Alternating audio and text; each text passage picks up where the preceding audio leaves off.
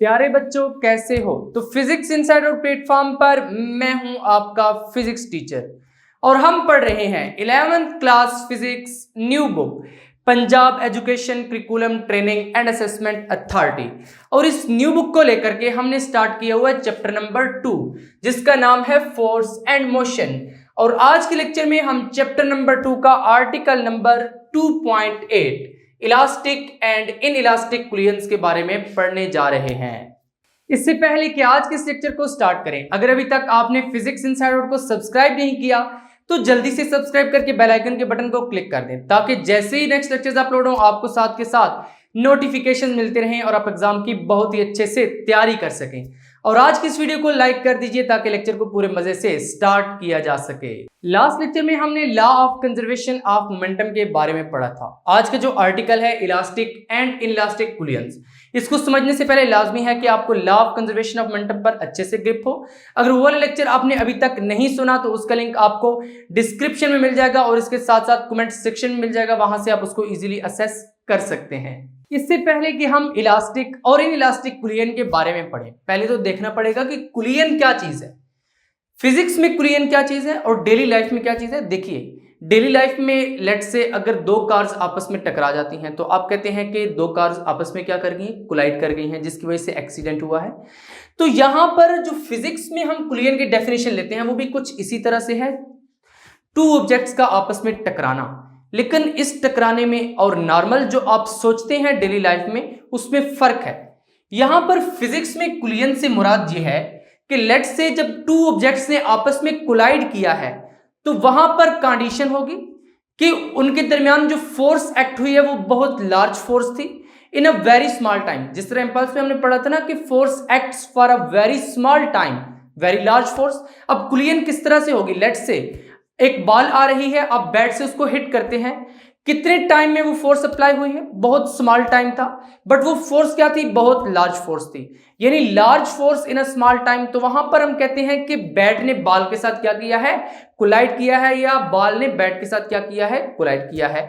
वहां पर कुलियन हुई है क्योंकि वहां पर बहुत ही लार्ज फोर्स एक्ट हुई है और in a very short time act हुई है। इट्स मीन वहां पर कुलियन हुई है। अब बाज स्टूडेंट्स ये समझते हैं कि कुलियन का मतलब यही है कि टू बॉडीज का इन कांटेक्ट आना, बट हमेशा टू बॉडीज का इन कांटेक्ट आना ही कुलियन नहीं होता।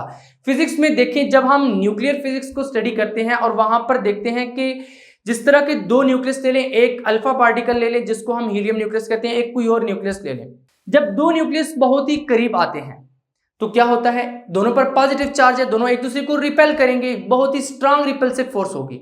अब उन दोनों ने एक दूसरे को टच तो नहीं किया, बट उनके दरमियान एक बहुत स्ट्रांग फोर्स आई है, वो करीब आए हैं फिर जल्दी से दूर हो गए हैं। वहां पर बहुत ही स्ट्रांग रिपल्सिव फोर्स थी बट बहुत ही स्मॉल टाइम के लिए, तो वहां पर भी हम कहते हैं कि कुलियन हुई है, दो न्यूक्लियाई ने आपस में कोलाइड किया है बट वहां पर वो इन कांटेक्ट नहीं आए।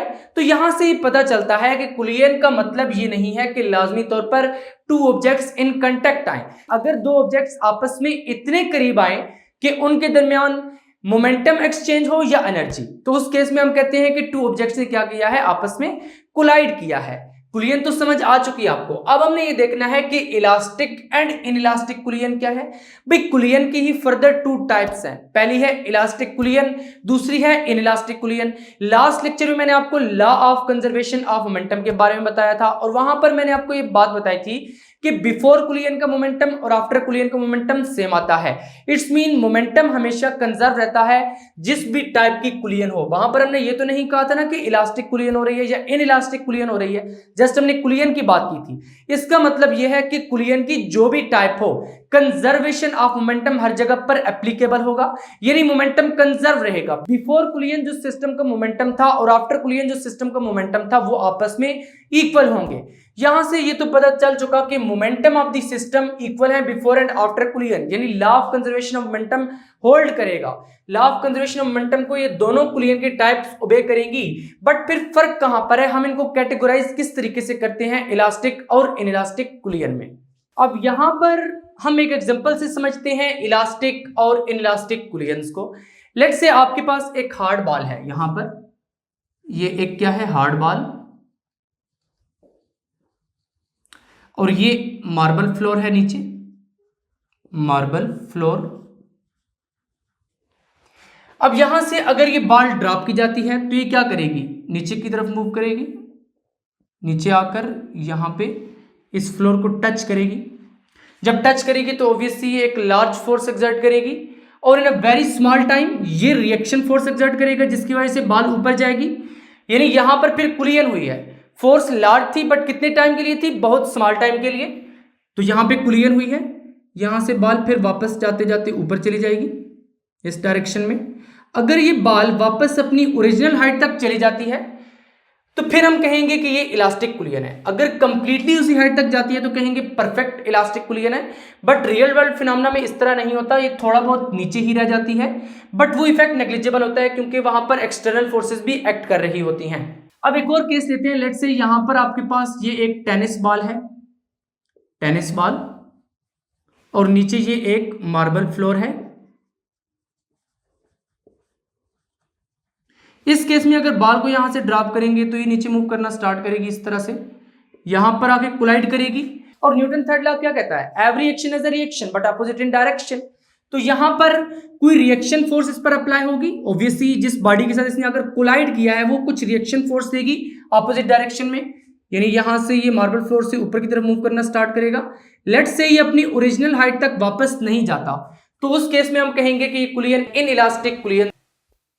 अब समझने वाली बात यह है कि जहां ये अपनी ओरिजिनल हाइट तक वापस चला गया है और यहां पर अपनी ओरिजिनल हाइट तक वापस नहीं गया, आखिर इसमें वजह क्या है। देखिए यहां पर जब बॉडी नीचे की तरफ मूव कर रही थी तो ऑब्वियसली मूविंग बॉडी की कोई ना कोई काइनेटिक एनर्जी होती है, काइनेटिक एनर्जी है भाई। और कोलाइड करने से पहले पहले जो काइनेटिक एनर्जी है वो let's say initial kinetic energy है। अब फिर वापस क्या करेगा, यहां से कोलाइड करने के बाद ये ऊपर की तरफ मूव करेगा due to Newton third law of motion, क्योंकि कोलाइड किया इसने फोर्स एक्सर्ट किया। As a result reaction force exert हुई है opposite in direction. Action force इस डायरेक्शन में थी, रिएक्शन फोर्स ऑपोजिट डायरेक्शन में है, तो ये ऊपर की तरफ मूव कर रही है। अब ये वापस उतनी ही हाइट तक पहुंच चुकी है। यहां पर हम क्या कहेंगे कि जब ये ऊपर की तरफ मूव कर रही है तो ऑब्वियसली मूविंग बॉडी की कोई ना कोई काइनेटिक एनर्जी होती है। तो आफ्टर कुलियन जो काइनेटिक एनर्जी होगी वो कौन सी होगी, फाइनल काइनेटिक एनर्जी। क्योंकि ये अपनी ओरिजिनल हाइट तक वापस चली गई है तो हम कहेंगे कि जो इनिशियल काइनेटिक एनर्जी थी और जो फाइनल काइनेटिक एनर्जी थी वो आपस में इक्वल थी। इट्स मीन जब भी इलास्टिक कुलियन होती है उस केस में क्या होता है कि जो इनिशियल काइनेटिक एनर्जी होती है बिफोर कुलियन और फाइनल काइनेटिक एनर्जी आफ्टर कुलियन वो सेम रहती हैं। इट्स मीन इलास्टिक कुलियन में जो एनर्जी है वो कंजर्व रहती है। कौन सी energy, kinetic energy. Kinetic energy क्या रहती है, कंजर्व रहती है। बट इस केस में आप देखें यहां पर ये टेनिस बॉल आके नीचे आके ड्रॉप हुई फ्लोर पर, ऑब्वियसली इसने कोई फोर्स एक्सर्ट की, यहां से फिर वापस इस पर रिएक्शन फोर्स एक्सर्ट हुई इन अपोजिट डायरेक्शन। अब ये ओरिजिनल हाइट तक वापस नहीं आई। यहां पर जब ये बॉल मूव कर रही थी तो ऑब्वियसली इसकी कोई इनिशियल काइनेटिक एनर्जी थी जिसको हम काइनेटिक एनर्जी इनिशियल कहते हैं, या काइनेटिक एनर्जी के साथ आई लिख देते हैं इनिशियल के लिए। यानी ये बॉल यहां से मूव कर रही है, जब मूव कर रही है इसकी काइनेटिक एनर्जी बिफोर कुलियन जो काइनेटिक एनर्जी है उसको हम काइनेटिक एनर्जी इनिशियल कह रहे हैं, ये इनिशियल काइनेटिक एनर्जी। अब ये अपनी ओरिजिनल हाइट तक वापस नहीं गई।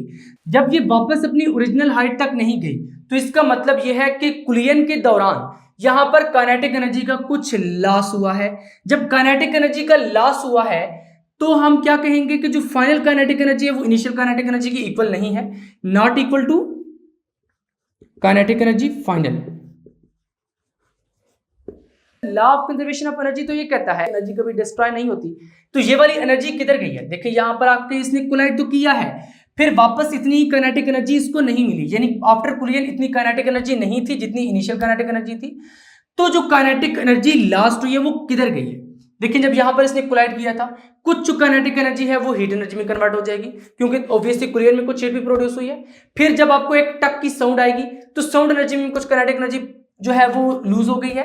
जब यहां पर डिफरेंट फॉर्म्स ऑफ एनर्जी में काइनेटिक एनर्जी लूज हो गई है, ये यूज अप हो गई है, तो वापस इसी वजह से ये अपनी ओरिजिनल हाइट तक नहीं पहुंच पाई। जब ये वापस अपनी ओरिजिनल हाइट तक नहीं पहुंच पाई तो हम कहेंगे कि काइनेटिक एनर्जी का लॉस हुआ है। ऑब्वियसली टोटल एनर्जी यहां पर भी कंजर्व्ड होगी।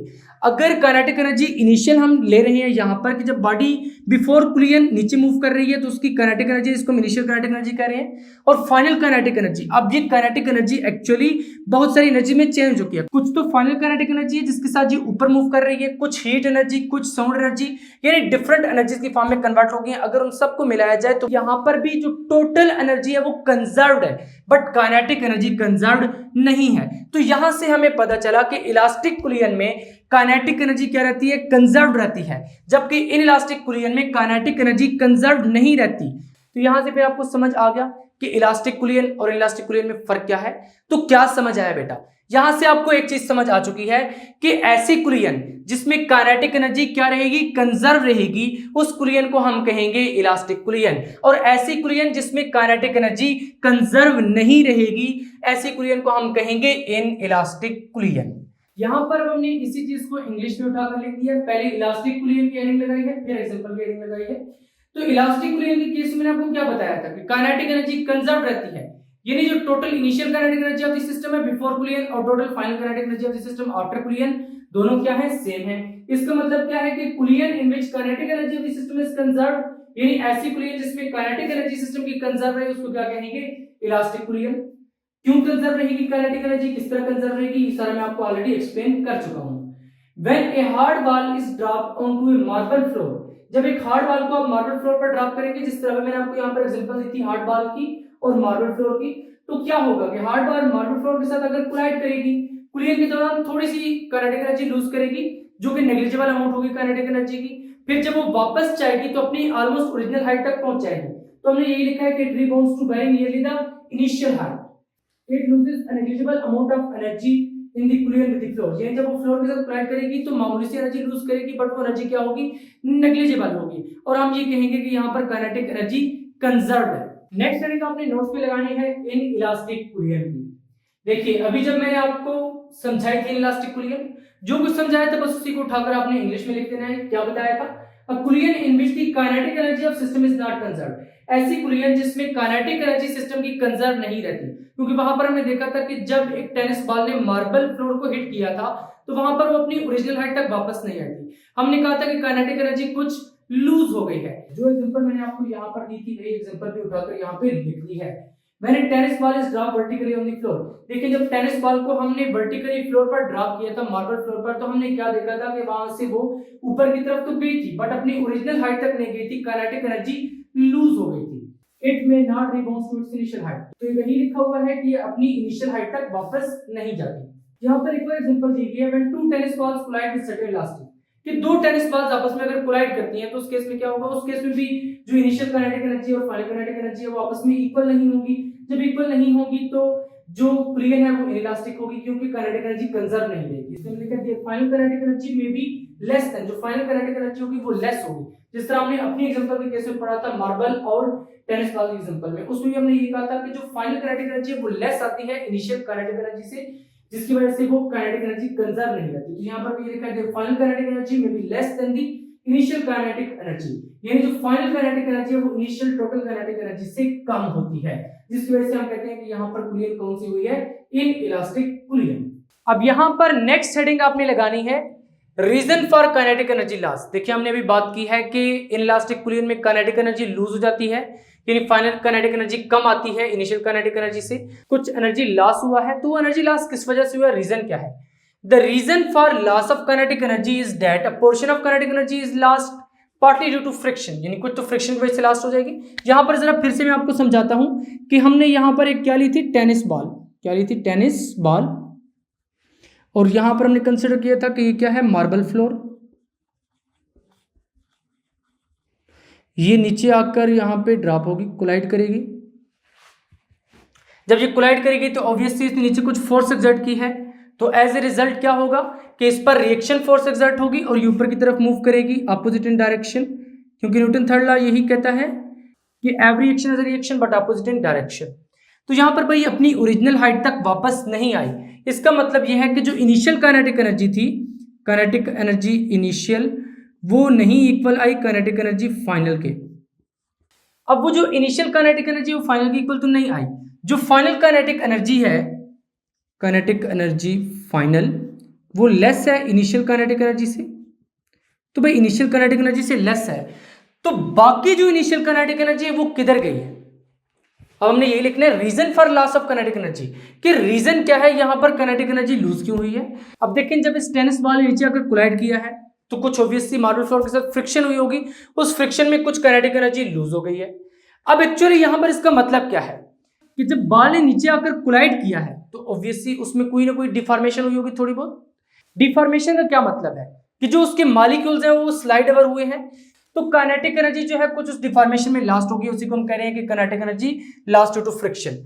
और फिर दूसरी बात यह है कि जब यहां पर इसने कोलाइड किया है तो आपको टक की साउंड भी सुनाई दी है, जब कोलाइड किया ऑब्वियसली कुछ हीट एनर्जी प्रोड्यूस हुई होगी, इसका मतलब है कि कुछ काइनेटिक एनर्जी हीट एनर्जी और साउंड एनर्जी में कन्वर्ट हो गई है, जिसकी वजह से यहां पर जो फाइनल काइनेटिक एनर्जी है वो इनिशियल काइनेटिक एनर्जी से लेस आ रही है। बट बेटा यहां पर आपने बात याद रखनी है कि काइनेटिक एनर्जी जस्ट कंजर्व नहीं है, जो टोटल एनर्जी है वो कंजर्व है, कि जो इनिशियल टोटल एनर्जी थी वो फाइनल टोटल एनर्जी की इक्वल है। किस तरह से, यहां पर तो मैक्सिमम काइनेटिक एनर्जी थी जिसको हम कह रहे हैं कि इनिशियल काइनेटिक एनर्जी। ये इनिशियल काइनेटिक एनर्जी इसमें से कुछ पार्ट तो जो है वो फाइनल काइनेटिक एनर्जी बन गई, यहां पर कुछ पार्ट हीट बन गई, कुछ पार्ट जो है साउंड बन गई और कुछ फ्रिक्शन में यूज हो गई। अगर इन सारों को मिलाएं तो जो इनिशियल टोटल एनर्जी है और जो फाइनल टोटल एनर्जी है वो आपस में इक्वल आएंगी। जस्ट ये है कि जो काइनेटिक फाइनल एनर्जी है वो इक्वल नहीं आएगी इनिशियल काइनेटिक एनर्जी के।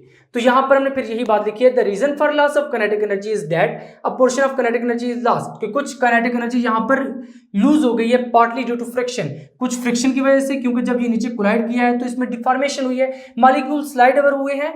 As the molecules in the ball slide over each other when the ball changes its shapes, तो obviously जब कोलाइड करेगी तो बॉल की शेप चेंज हो जाएगी, जिसकी वजह से जो मॉलिक्यूल्स हैं वो स्लाइड ओवर कर जाएंगे। And partly due to conversion of kinetic energy into heat and sound energy, और जो कुछ काइनेटिक एनर्जी थी वो हीट एनर्जी और साउंड एनर्जी में कन्वर्ट हो गई है।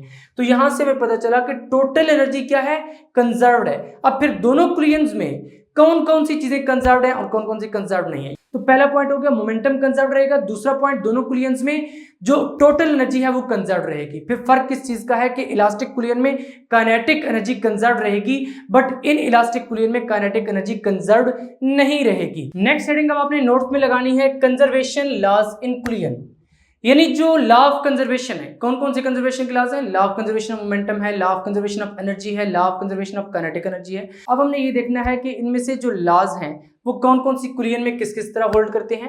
तो भाई momentum and total energy are conserved in all types of collisions, यानी जो मोमेंटम और टोटल एनर्जी है इनकी जो कंजर्वेशन के लॉज हैं वो दोनों कुलियंस में होल्ड करते हैं। और अभी मैं आपको बहुत ही अच्छे से इसका रीजन भी दे चुका हूं कि दोनों कुलियंस में किस तरह से ये होल्ड करते हैं।